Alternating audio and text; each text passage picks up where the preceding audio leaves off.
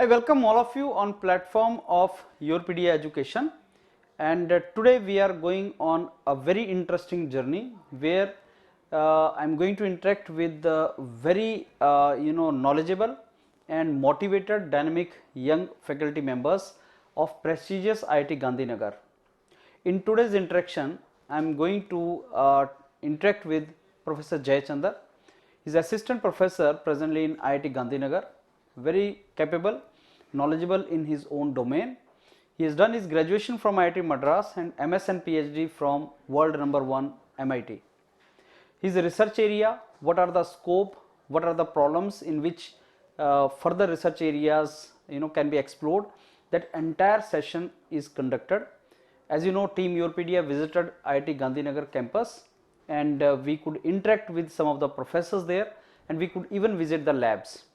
So this particular video is related to my interaction with Professor Jayachandar, and I am asking him about his research area, about his journey, and what are the probable research options for students like you. Not only that, I have also asked Professor Jayachandar that when somebody wants to join under him as a MS or PhD student, what are the things which are required, I mean what he sees in his prospective students. So those of you who are interested to work with such professor, dynamic professor, and have a great career ahead, they can listen to this entire my conversation with Professor Jayachandar. Not only that, the sequel to this interaction is the lab visit. Professor Jayachandar himself spared time, and we could see the research facilities created there and also interact with the research scholars in that lab. So what are they doing and what are the projects they are handling, what are the research facilities available there, you can see that all. So what I advise is, like, you listen to this entire interaction in detail, maybe you will get some idea from there. Professor Jayachandar, his research interest is in thermal science, water energy system, industrial reuse and recycling. And he is also a chair professor, Harilal Doshi Chair, Indian Institute of Technology, Gandhinagar. And he's had some research experience, research intern in University of Toronto, also in medical imaging and data analysis, and also postdoctorate fellowship he was in Tata Center for Technology and Design, MIT. His research areas, if you see, they are in the field of reverse osmosis, desalination. These are the two main domain of his research area, and this is the upcoming domain. So computational fluid dynamics modeling is the skill you can enhance working under his mentorship, and membrane distillations. So these are some of his recently published papers. So now let us go and listen to what Professor Jayachandar is to tell and what are the research areas in which he is working. I am very sure it will be helpful to you to take the right decision of working under such knowledgeable mentor and guide. Okay, so Professor Jayachandar, thanks a lot for this wonderful interaction opportunity which you gave me today in IIT campus, IIT Gandhinagar campus, and I am very sure this interaction will be very useful for so many students over there. So thanks a lot once again. Thank you so much for this opportunity. I've seen your work and I want to have this opportunity to interact with you. Okay, great. Professor Jayachandar, you are a very young and dynamic faculty, I must say, in Mechanical Engineering Department of IIT Gandhinagar. I must say this is the achievement for IIT Gandhinagar to catch capable and talented people like you. You have done your graduation from IIT Madras. Many lakhs of students aspire to be there. And then you went to IIT, from IIT Madras you went for your masters and PhD to MIT, world's number 1 institute, and everybody wants to go there. And then you came back and you joined here as faculty, and you are doing marvelous work, which I will come to that particular part later. So I want to start this entire interaction with your brief journey. I mean, thousands and lakhs of students will look forward to you as a role model. So please tell us something about your initial upbringing, from where you are, and then how you ended up in IIT Madras, and then from there MIT and to IIT Gandhinagar. Sure. So first, I would like to point out that, as you said, I am very young, and there is still a lot for me to actually do and have an impact on the ground. And I'm seeing that you've interacted with a lot of much more established faculty members who have done a lot more in their career. So hopefully I also hope that I will actually have a real impact in this world. I tell you, this will have more impact because majority of the people who are watching, Right. they want to see people like you. Sure. So because as I said, So I'm happy to share my Yes. life experience till this point. And Yeah. so yes, I was born and brought up in Chennai, in Tamil Nadu. Okay. And I did all my schooling from Vidya Mandir Senior Secondary School in Chennai from LKG to 12. So during that time, I mean, I was quite interested in math, physics. I was pretty like good in academics without too much, what I would say, and that was what I was good at. And so by around the 11th standard or so, I did start going for specific classes related to like IIT, JEE. But the classes I went to were not very focused on the exam, but more focused on the concepts. And that way I was very fortunate to have teachers who were like really passionate about the individual subjects. So they were not, from an institute that guaranteed that you would get into IIT. They were more like, I guarantee that you will have fun solving math problems, science problems, chemistry problems. So I went for those kind of classes, and it was a good experience. I also, was involved in mathematics at Olympiads. Never went all the way to like international Olympiad or something, but at least I think I wrote Indian National Math Olympiad a few times. So this is the kind of things that I enjoy doing, and in this regard, that's my brief about my school studies. During my 11th and 12th, I actually ended up taking biotechnology as the fifth subject in the CBSE curriculum. And so I got a decent rank during after JEE, and so I was primarily looking for university a position in IIT Madras because it was close to home also. And I went into the mechanical engineering department. I was partly thinking about joining biotechnology also in IIT Madras, but then a few well-wishers were telling me that if you want to keep your options a little more open, it made more sense to go into a branch that is like more fundamental, or whereas you can still go into biotechnology after you finish mechanical. That was the kind of advice that I received. So that's how I ended up joining IIT Madras Mechanical Engineering Department. So again, there I had good experience there. Mostly my interests were developed because I had an interest in math and physics, and I felt the thermal and fluid sciences related coursework in IIT Madras was quite interesting, and I ended up doing more elective courses along those lines. Also tried to explore some project opportunities with faculty members at IIT Madras. At that stage, so one thing I would say is that my vision was not like very far down the line, so at that point in time I was trying to do the best with whatever opportunities presented themselves to me. And because I seemed enthusiastic and sincere, I think the faculty members were also kind enough to engage me in good projects. And I also ended up taking a research internship through the MyTax program. I think it is still running. Some of our students here still write to me for recommendation letters. So through that I went to the University of Toronto, where I was actually in the medical imaging department, looking at stroke and how it affects the thickness of, not really stroke, but basically measuring the particle thickness in young children's brains and how it's affected by certain parameters.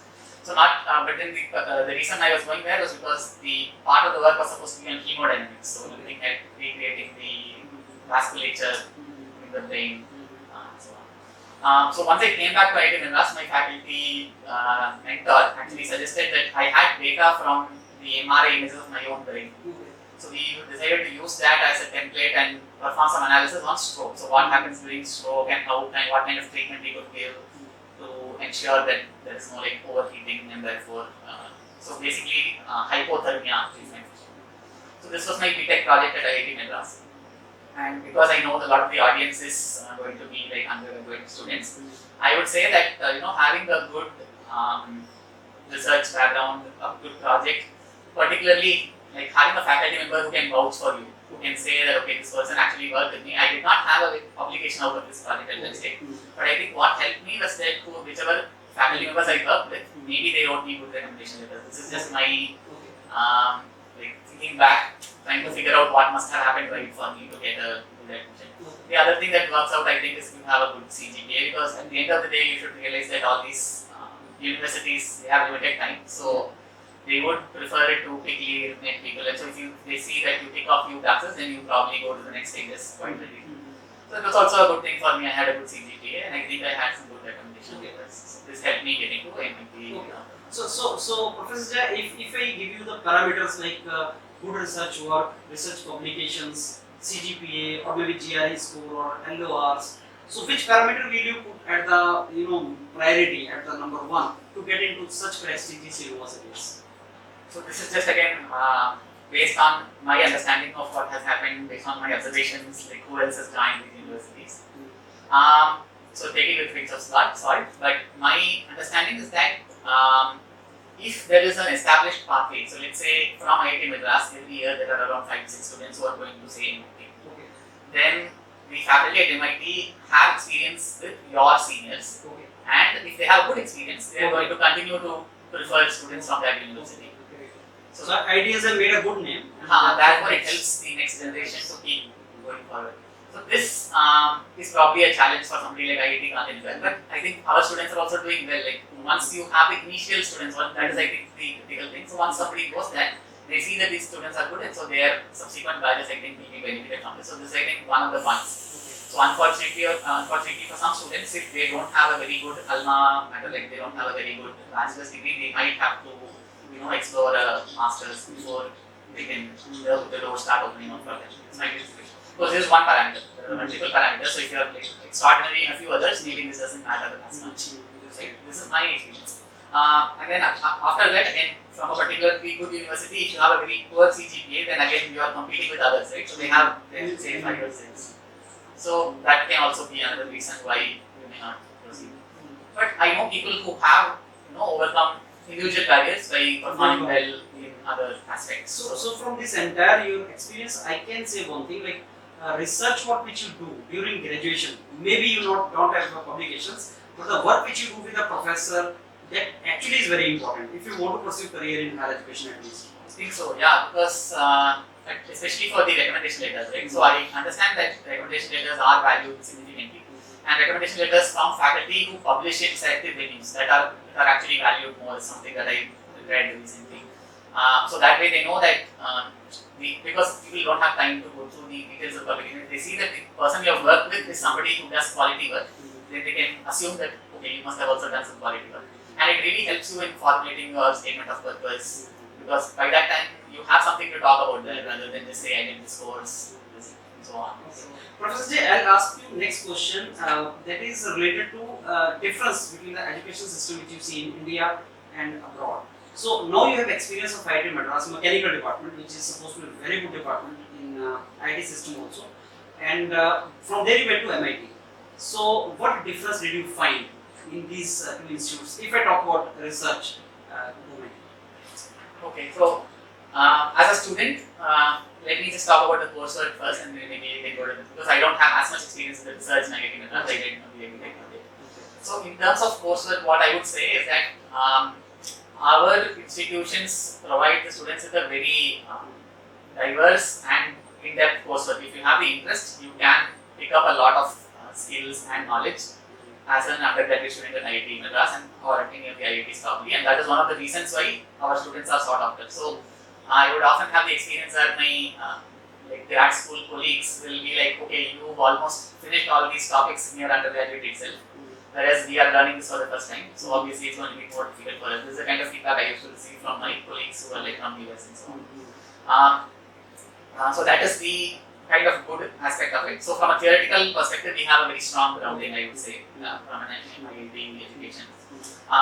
What really stands out in terms of education at MIT, I would say, are a couple of things. One is whoever has joined a particular program there has joined it with a certain sense of like real interest in that topic.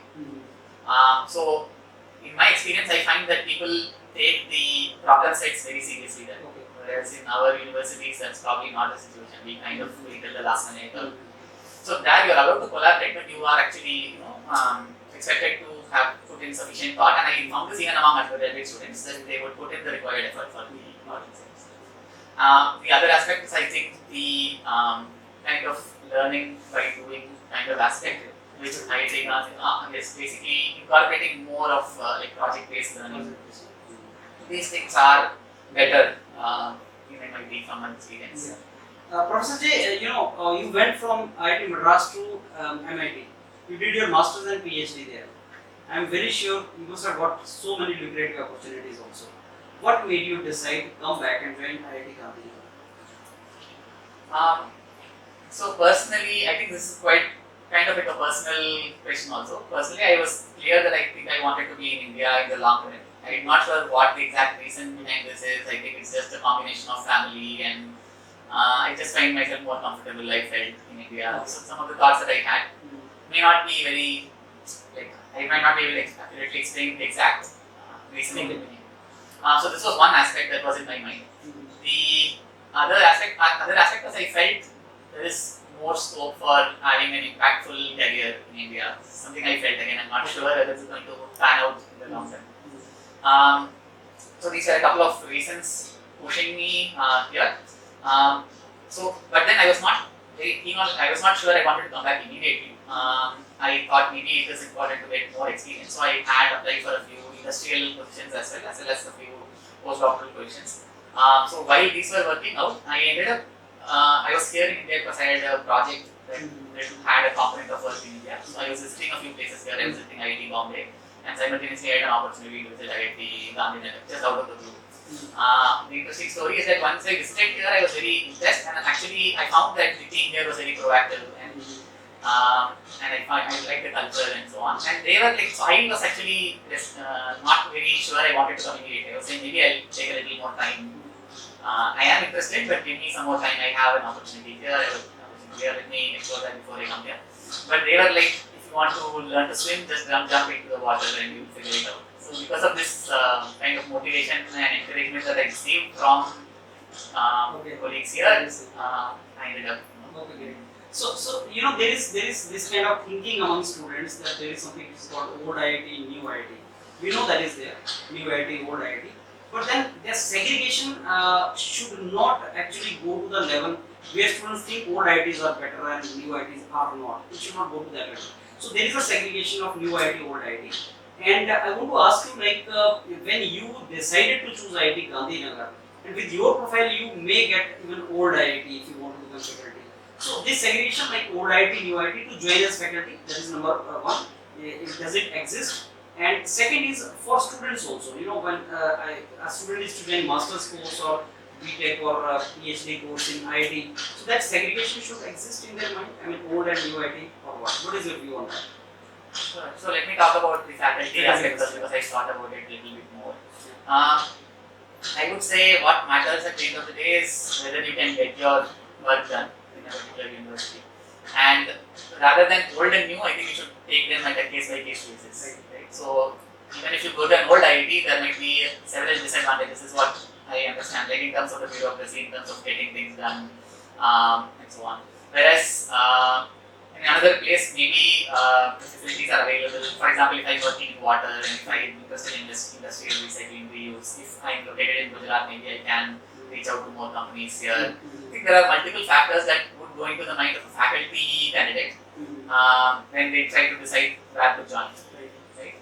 Both professional as well as personal. So even things like location might play a role. If you want to visit home, then you want to have that connectivity available. So there are multiple aspects to that. So I felt from my side that the culture here was open. They were like very encouraging. Whatever, if I wanted to if I felt that this is a project where I can have an impact and I needed support for that, I felt that was forthcoming, which was one of the important aspects that I had in my mind. And I did visit some of the old IITs, but I didn't really have time to apply there because it was a very fast process here. I decided that I would join here. I did not have I was not second guessing myself. So that was my particular journey. I got an opportunity. I thought it was good, and you took it. Yeah. Now I come to second part, which I told you. Second part is for the students. So there are so many students who aspire to get into IIT system, as I told you, from masters and PhD programs also, and then they go through the profiles also. So they see that at one side we have very old and experienced faculties, lot of research work, On the other hand, there are professors like you who are very capable, not many years of academic experience, but very capable, doing marvelous work. Now, the question may look like very straight, but the question is, what a student should choose to go to experienced professor having lot of years of experience, or go to dynamic and motivated professor who is actually willing to push because he's starting his career, like you have just started your career and you want to do lot of things in the research, and a student joining you will also get benefited in the process. So how you take this entire thing? Um, I think if the student is himself or herself proactive, then joining in a younger group would be of advantage also, because that way. So the main disadvantage with a younger group, I would say, is that the infrastructure or the kind of like it's not like a factory where you come in. There are already several PhD students before you. You know how they publish. There's a format. You do the kind of work they do. System is existing. Right. And so the amount of time investment that it might take for you to get yourself established might be reduced if you join like an established group. Whereas with a more young person or a person, maybe the opportunities are also more. You can take a more of a leadership role. You can be the person who is like exploring new areas. This is the kind of dichotomy, I would say, and I think this probably kind of dichotomy exists even among old faculty members, because even if somebody is established, it doesn't mean there are multiple different kinds of guidance styles. So I think for a PhD student, it is not just about how long the faculty member has been as a faculty, but more about their style, because some people are more involved in the day-to-day activities of the student, whereas other people might be more hands-off, where a student gets more independence and freedom to explore what they want. So eventually the work is their own. So there are advantages of each one, right? I would say that is the case. Now, Professor Jay, you have experience of IIT Madras also. At least you have seen the research facilities as undergraduate student. You have gone to the labs. You have seen all those labs, and now as a faculty, you are, I'm sure, developing the labs in Gandhinagar also. Now, where do you rate Gandhinagar in availability of the research facilities in the campus, like the labs you have here? If I compare it with the old established IITs, so where do you rate yourself in that? Right. So I think this again is a very domain-specific question, because in particular domain, the most like advanced instrument might be available at a particular IIT, which may not be available at a particular other IIT. But for my work in water, I feel that we have a lot of infrastructure that has been developed here. So a lot of very high quality characterization equipment is available, and more generally, the central instrumentation facility for things like transmission electron microscopy and other equipment that generally science or an engineering researcher might use are established at IIT Gandhinagar. This is the experience or feeling that I get. I'm sure that facilities must be available in IIT Madras also. I did not, again, for my research that I did not have to use some of these facilities. But my sense being here is that for specific kind of work that our faculty are involved in, we are able to develop the infrastructure required, and we have several opportunities to propose large equipment, and the procedure for that is quite streamlined. That once we want it, we are able to get it. That is my understanding what I So that advantage we have here. Okay, now Professor Jay, let me come back to your research domain. So when I was going through your profile, I found a research domain which I must say is quite diverse. You are working in the domain of thermal science and water engineering system. Maybe if it is related to desalination, I have seen your many publications in that. And then you have mentioned industrial reuse and recycling domain also. So I want you to tell us briefly about the different research domains in which you are working presently. Sure. So as I said, during my undergraduate, I developed an interest in thermal sciences. So primarily thermodynamics, heat transfer, fluid mechanics. So these were the areas that I wanted to explore further through further studies. It so happens that my PhD advisor at MIT, whose name is John Leonhardt, he is also the author of one of the seminal textbooks in heat transfer along with his father. So he's like a heat transfer person, but before I joined them around 7 or 8 years prior to that, he had kind of shifted to, and a lot of his focus was on water. Okay. But we were in in the group, we were taking an approach to water desalination from mechanical engineering perspective. So as mechanical engineers, as thermal, I think you also have a background in Yeah, I have thermal background. right, because I saw you had content posted on these topics.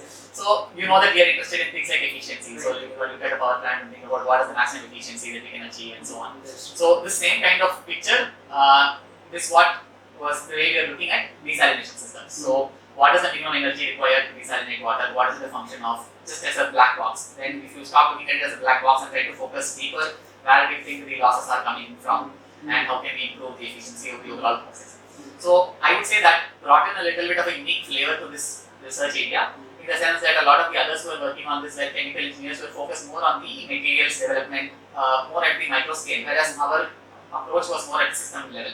So this kind of thinking is what I've taken forward. So from system level optimization requires thermal synthesis. So basically entropy generation minimization is like the broad way in which you would end up improving the system efficiency. So that's the thermal sciences part. So I would say that is the toolkit that I primarily use. And the applications that I've been interested in and applied to are desalination technologies. So within desalination, again, there are multiple different kinds of technologies that can be used for desalination. So primarily, I would categorize them based on the type of energy that is required, that is used. So the oldest desalination technologies are mostly thermal process, basically distillation systems. And once you think of distillation, again, you can improve the efficiency by recycling the energy multiple times. So again, multi-effect distillation, multi-stage flash distillation, these were the large systems around 40-50 years ago. And even today, they are functional in the Middle East. So that is how this field of desalination started. And if you stop thinking about thermal process and start thinking about electrically powered process, then reverse osmosis comes into the picture. Yes. And that is now the most dominant technology for desalination. And there are other electrically powered processes also where the energy is not provided in the form of pressure but rather in the form of an electric field. So there is like electrodialysis, capacitive deionization, these are other processes. And you can also think of like chemically powered desalination processes. There are also biological desalination processes, though even they are more like biologically mediated, but the energy supply either comes from the sun or from an electric field or so on. So these are various types of desalination process, and I have worked deeply in some of them, but I have almost dabbled in almost all of them. And one of my interests has been to compare various kinds of desalination process on an even footing if possible, so that it becomes clearer why or how a particular technology is dominant technology in the field today, and what improvements might be required in another technology that is an up and coming technology to make it better than this.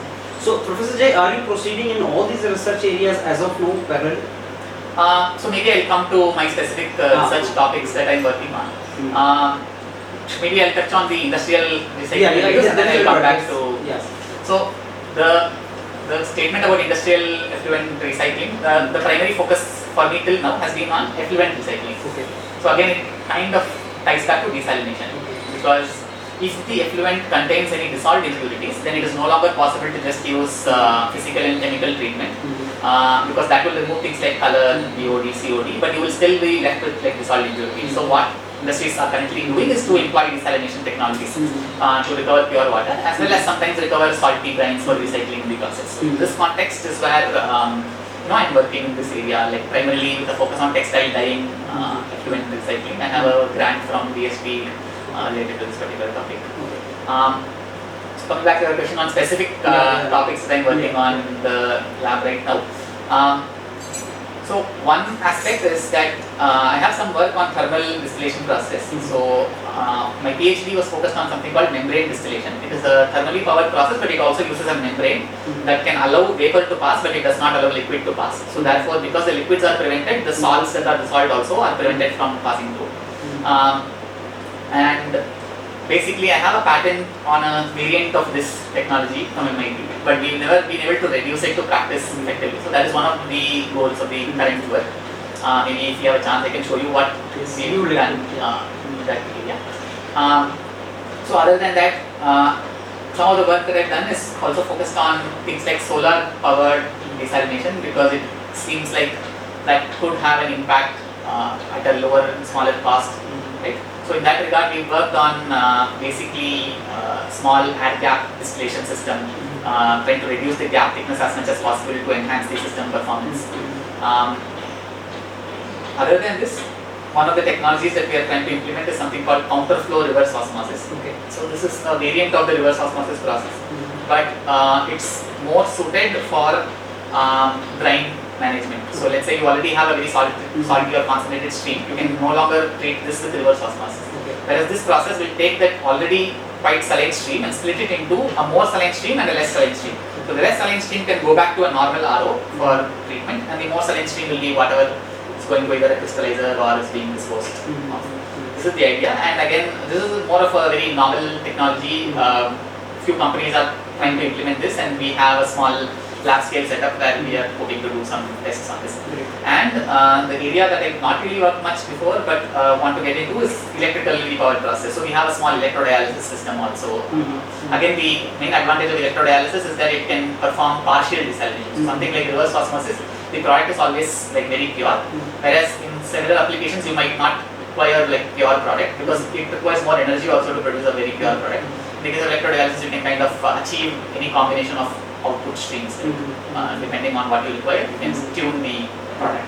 So that is a domain in which you will work in future. This is something that we have an experimental setup and we are doing some tests on this. Professor, I was going through your work. There you have used a very interesting word which I want you to elaborate, and that is, exergy and energy part of desalination.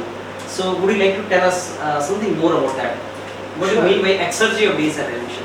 Sure. So exergy of desalination is basically related to what I was highlighting in a couple of answers before, in the sense that desalination by definition is a energy input process. Okay. Because of the entropy change that is associated with taking water that is like a saline solution and splitting it into a more salty solution and a pure solution.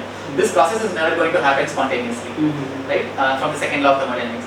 So if I apply the first and second laws together, then I can also estimate the minimum energy required to split this water into a pure stream and a more salty stream. This minimum energy can also be called the minimum, like it's also called the exergy input, because this energy input can come in either in the form of electricity or it can come in the form of heat. If it's coming in the form of heat, because the quality of energy is not as good as electricity, you will require like higher, so the units will still be joules, but you will require more number of joules. Right? So that tells us the limits of the desalination process. Now how closely we can approach this limit depends on how much we can reduce the entropy generation or the exergy destruction within the desalination system itself. And so within the desalination system, again, there are different sources of irreversibility. So like the pump itself can be inefficient. In the distillation process, the heat exchanger has a certain minimum approach temperature, so that has an irreversibility. Some of the focus that we've had, some of the theoretical work that I've kind of done in the last few years, has been focused on the site of the separation itself. So if I look at the reverse osmosis process, the site of the separation is the membrane. If I look at a distillation process, the site of separation is the boiling and condensation location. So at this site, the irreversibility is going to be a function of the resistance offered by the material or the evaporation condensation to the transport process. And this is what I think is the fundamental difference between that governs like why RO is so much better than other technologies today. So I mean, everybody knows that if you want to buy a desalination unit for your kitchen use today, you will go for RO. Right? So, and I told you that this was not the case maybe 30 years ago. So the reason this is the case today is that the RO membranes now have such a very thin active layer, maybe of the order of few tens of nanometers, that the resistance offered to pure water transport is much reduced now. The thermal process have not been able to keep up with this. So the thermal process, the heat transfer coefficient for evaporation condensation is still of the order of say 1000 or 2000 watt per meter square Kelvin. The other interesting question here is, one has a unit of permeability, the other has a unit of heat transfer coefficient. So how can we compare these two? So this is something that I worked on recently, where by looking at the local entropy generation, we found a way to convert one to the other. So I can express the membrane permeability as an equivalent heat transfer coefficient. So I can actually directly compare these two because they will start to have the same units. And based on that, what we've shown is that current membranes are around 20 times better than the evaporation condensation, current evaporation and condensation systems that we have. So if we can enhance condensation heat transfer coefficient through like nano scales or surface modification. So people are working on drop wise condensation to improve condensation heat transfer coefficient. So that those are some ways in which perhaps the thermal process can try to catch up. Of course, the thermal process still have a say in the market because, as I told you, at high salinity, RO is no longer applicable. So in today's market, the thermal distillation processes are still used either for high salinity applications or for producing ultra pure water. Because in the case of RO, you still get some impurities going through, whereas in distillation you get like much purer water. Great. Professor J, I want to ask you, I mean, what are the various career opportunities related to entrepreneurship, related to your field of research? If some student goes with you for his graduation or undergraduation, and he wants to land up in entrepreneurial opportunity, so what exactly are the gray areas for that? Sure. I think there are a few different ways you can think about this question. One is in terms of entrepreneurship opportunities, the simplest pathway would be if the student, once they join, they have a particular project. Let's say they are working on a novel system for more efficient design. So once that is demonstrated in the lab, then developing it out as a product could be a very promising entrepreneurship pathway. Of course, once you start thinking about it, a lot of issues you have to consider, like the market viability, like whether people are willing to pay for these things. I am interested in these topics, so I would be happy to explore this with students as they work on this.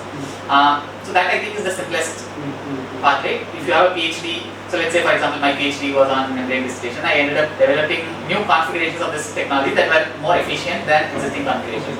Therefore, I was able to get patents issued on these configurations. So one career opportunity could have been to further try to do this. If it makes sense, if you find the market.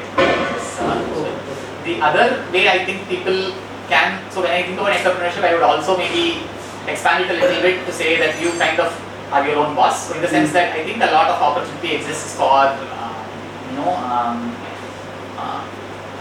like industrial consultants, specifically the technology-oriented consultants. So if there's someone with a PhD in these topics, I think they can do quite a good job of like acting as a consultant. If you find some lacunas, if you find there is some need, but there is no supply as of now, then there is surely some kind of entrepreneurial opportunity.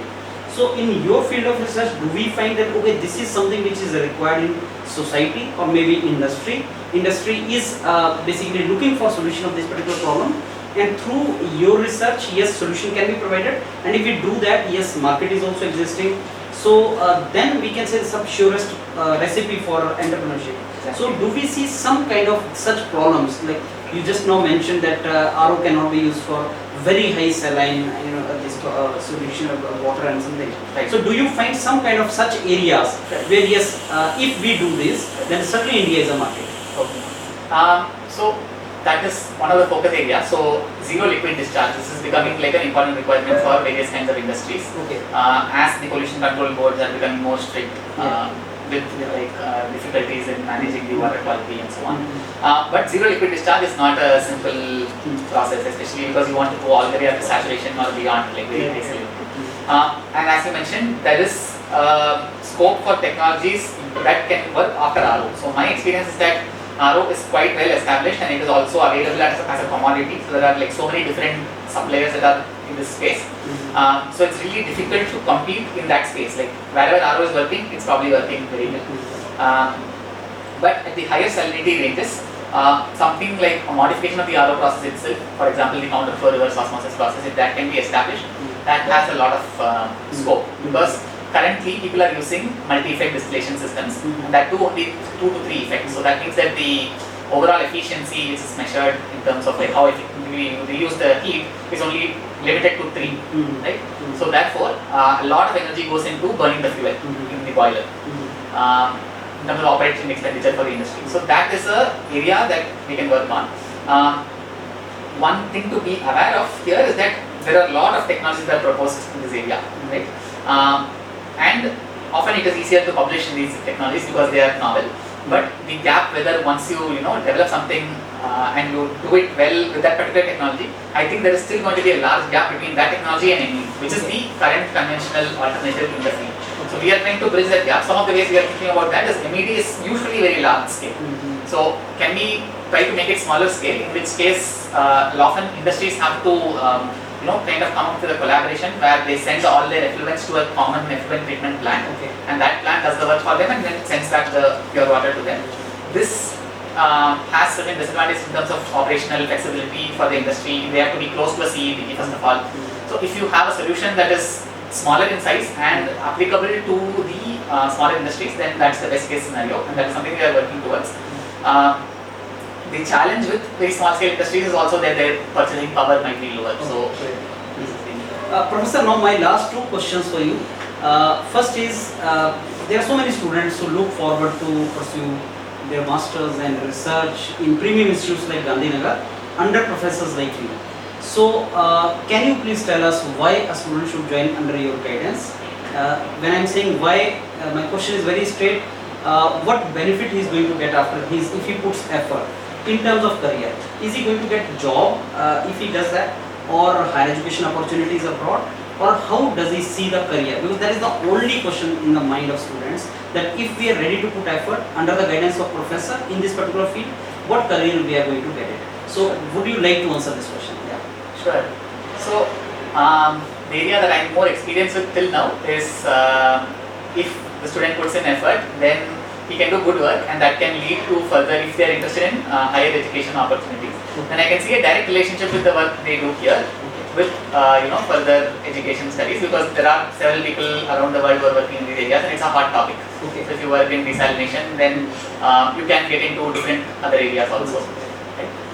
In terms of jobs, I'm not sure of the specific, like if you work here immediately you're going to be I'm not very familiar with the exact kind of job that they will get into, but I'm sure that any thermal engineering based jobs, because that's the kind of material that we work with in the group. Okay. That is basically what I would say. But there must be many companies related to the domain of research in which you are, like osmosis. That is true. So the experience has been that many of my students have ended up going for either higher studies, Okay. or they've been interested in, so they've been more like design oriented. So Okay. they are like they work on the experimental setup design, and they are more interested in the design aspect rather than in the thermal aspect. Okay. And also because I'm not graduated, too many students till now, I'm not able to tell you exactly where each of them are. Perfect. My last question, Professor, for you is, what do you see in your prospective students? I mean, if you are to hire somebody for research under your guidance, maybe for masters, MS or PhD,